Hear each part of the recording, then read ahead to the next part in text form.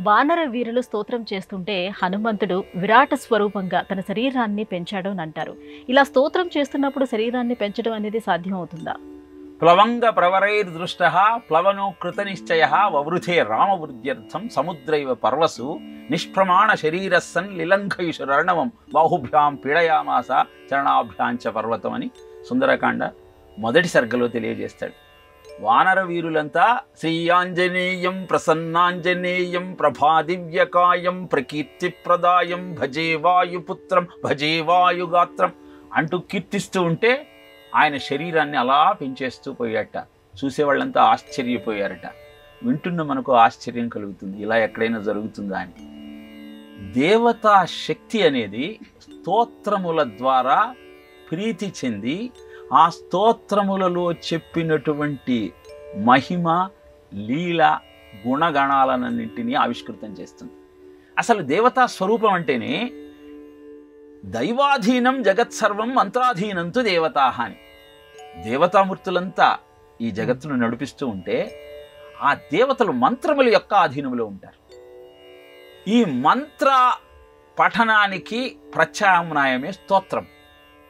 ఎప్పుడైతే స్తోత్రాన్ని నువ్వు పారాయణ చేస్తూ ఉన్నావో అప్పుడు అక్కడ దేవతా శక్తి ఆవిష్కృతమవుతూ ఉంటుంది. అందుకే పుణ్యతీర్థాలకు వెళ్ళినప్పుడు ఆయా దేవతామూర్తులకు సంబంధించిన స్తోత్రాలను తప్పకుండా అక్కడ కూర్చొని పారాయణ చెయ్యాలి.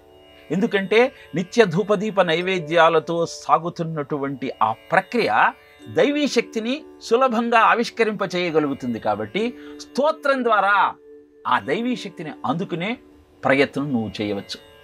సంస్తూయమానో హనుమాన్ వ్యవృద్ధ మహాబలహ అంటాడు.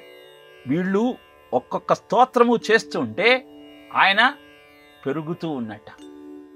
కనుక స్తోత్రము ద్వారా దైవీ శక్తి ఆవిష్కరింపబడుతుంది అన్న సత్యాన్ని ప్రపంచానికి చాటి చెప్పటం కోసం నేర్చుకున్న స్తోత్రాలను ప్రతినిత్యము పారాయణ చేసి మీ ఇంట్లోనే ఆ దైవీ శక్తిని ఆవిష్కరింపజేసుకోండి అన్న సత్యాన్ని వివరించటం కోసం అద్భుతమైనటువంటి ఈ ఘట్టాన్ని ఆవిష్కరింపజేశాడు.